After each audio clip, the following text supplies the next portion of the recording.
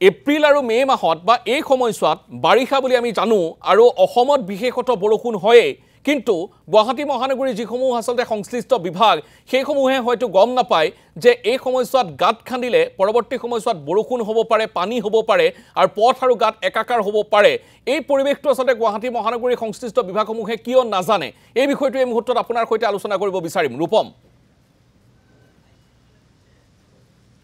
নিশ্চয়কৈ সমীৰণ সেইটোৱে আচলতে আটাইতকৈ ডাঙৰ প্ৰশ্ন যে মুখ্যমন্ত্ৰী ডক্টৰ হিমন্ত বিশ্ব শৰ্মাই যোৱা বছৰ এটা কথা স্পষ্টকৈ নিৰ্দেশ দিছিলে বিভাগীয় সংশ্লিষ্ট বিষয়া বা কৰ্মচাৰীসকলক যে ৰাজপথত কোনো ধৰণৰ গাঁত থাকিব নোৱাৰিব কাৰণ তাৰ পূৰ্বে যদি আমি চাওঁ যে তিনিগৰাকীকৈ লোকৰ মৃত্যুমুখত পৰিছিল গুৱাহাটী মহানগৰীত গাঁতত পৰি গতিকে তাৰ পাছত মুখ্যমন্ত্ৰী ডাঙৰীয়াই সেই ব্যৱস্থা গ্ৰহণ কৰিছিল বা তেওঁ কঠোৰ নিৰ্দেশনা দিছিল কিন্তু তেওঁৰ নিৰ্দেশনাকো আচলতে একাংশ যে বিষয়া কৰ্মচাৰী মনা নাই সেয়াই হৈছে তাৰ উৎকৃষ্ট উদাহৰণ কিছু সময় পূৰ্বে আমি চানমাৰী ৰাজপথত দৃশ্যাংশ দেখুৱালোঁ যে এখন ৰিক্সা কি ধৰণে এটা গাঁতত পৰি বাগৰি পৰিছিল অৰ্থাৎ কৃত্ৰিমান হৈছে পানীৰ তলত গাঁতেই আছে নে অন্য কিবা ৰদে আছে সেয়া দেখিবলৈ পোৱা নাযায় কাৰণ আমি যিহেতু চানমাৰীত আছোঁ চানমাৰীত উৰণ সেতু নিৰ্মাণৰ কাম চলি আছে গতিকে এই ৰাজপথত দেখিবলৈ পোৱা গৈছে যে ৰদ নাইবা অন্যান্য যিসমূহ সামগ্ৰী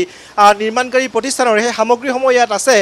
তাৰ ফলত দেখিবলৈ পোৱা গৈছে যিকোনো মুহূৰ্তত বিপদ হ'ব পাৰে আৰু এইখিনি মুহূৰ্তত আমি পুৱাৰ পৰা যিহেতু দৃশ্যাংশ দেখুৱাইছোঁ আৰু এইখিনি মুহূৰ্তত আমি সেই দৃশ্যাংশ দেখুৱাইছোঁ যে পানী ফালি প্ৰতিখন বাহনে আগুৱাই যাবলগীয়া হৈছে অফিচ কাছাৰীৰ সময় এইখিনি মুহূৰ্তত অফিচ কাছাৰীলৈ বিভিন্ন লোক ওলাই আহিছে স্কুললৈ বিভিন্ন ছাত্ৰ ছাত্ৰী ওলাই আহিছে আৰু প্ৰতিগৰাকী লোকে ৰাজপথৰ মাজেৰে বিপদসংকুলভাৱে যাত্ৰা কৰিবলগীয়া হৈছে যিসকলে ভয় খাইছে সেইসকলে ফুটপাথেৰেই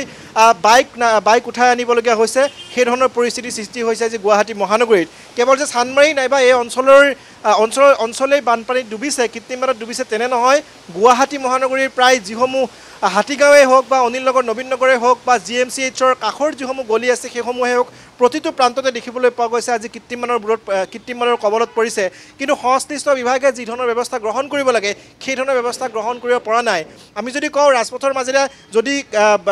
যিকোনো বাহন আহি থাকে তলত গাঁতে আছে নে কি আছে দেখা নাপায় সকলো একাকাৰ হৈ পৰিছে খুব জটিল হৈ পৰিছে সময় কাৰণ এই সময়ত যদি ইয়াত পৰি যায় তেতিয়াহ'লে বিপদ অনিবাৰ্য কাৰণ কিছু সময় পূৰ্বে আমি দেখুৱাইছিলোঁ এক্সক্লুচিভ দৃশ্যাংশ যে অন কেমেৰা কি ধৰণে এখন ৰিক্সা বাগৰি পৰিছিল আৰু এইখিনি মুহূৰ্ততে দেখিবলৈ পোৱা গৈছে এই ধৰণে ৰাজপথৰ মাজেৰে পানী ফালি প্ৰতিগৰাকী লোকে ওলাই গৈছে প্ৰতিখন বাহন ওলাই গৈছে যাৰ ফলত আচলতে দেখিবলৈ পোৱা গৈছে যিকোনো মুহূৰ্তত বিপদ হ'ব পাৰে এই ধৰণৰ দৃশ্য আচলতে ইয়াৰ পূৰ্বেও দেখিবলৈ পোৱা গৈছিল গুৱাহাটী মহানগৰীত আচলতে তিনিগৰাকীকৈ লোকে মৃত্যুমুখত পৰিবলগীয়া হৈছিল তাৰ পিছতো আচলতে যিসকল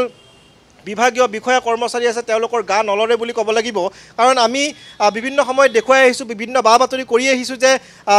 বাৰিষা হোৱাৰ পূৰ্বে সকলো ৰাজপথ ঠিক কৰিব লাগে বা যিসমূহত গাঁত আছে সেই গাঁতসমূহ মাৰিব লাগে সেই ধৰণৰ ব্যৱস্থা কৰাৰ কথা আমি প্ৰতিনিধি বা দৰ্শকসকলক কৈ আহিছোঁ কিন্তু তেওঁলোকে বিভাগীয় কৰ্তৃপক্ষই কোনো ধৰণৰ ব্যৱস্থা গ্ৰহণ কৰা নাই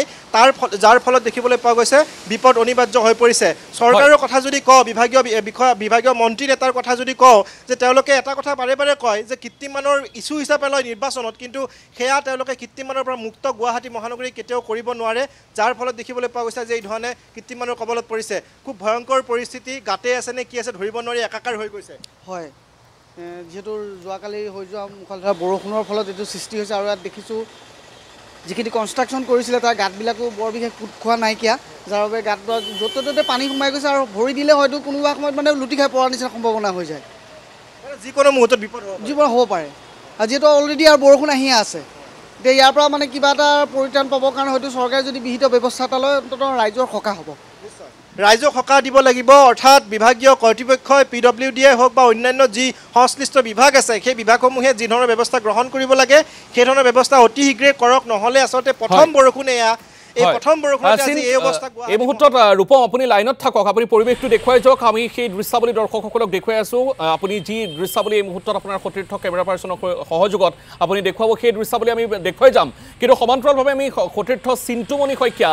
আপোনাৰ সৈতে সংযোজিত হ'ব বিচাৰিছোঁ এই মুহূৰ্তত চিন্তুমণি শইকীয়া যেহেতু ইতিমধ্যে ৰূপমে কিছু প্ৰসংগ এই মুহূৰ্তত উনুকিয়ালে সেই প্ৰসংগটো হৈছে গাঁতৰ প্ৰসংগ আচলতে দেখিবলৈ পোৱা গৈছে আমি যেহেতু বিৰতিৰ পূৰ্বে যিসমূহ প্ৰসংগ আচলতে উনুকিয়াইছোঁ সেই প্ৰসংগসমূহ আমি এই মুহূৰ্তত পুনৰবাৰ উনুকিয়াব বিচাৰিছোঁ কাৰণ এইটো এটা সাধাৰণ বিষয় হৈ থকা নাই বৰ্তমান সময়ছোৱাত কাৰণ ইয়াৰ পূৰ্বে যোৱা বছৰত মানুহৰ মৃত্যু পৰ্যন্ত হৈছিল আৰু এই বছৰ যাতে এনেধৰণৰ ঘটনা সংঘটিত নহয় তাৰ বাবে আমি সংবাদ মাধ্যমে আচলতে এই বিষয়সমূহ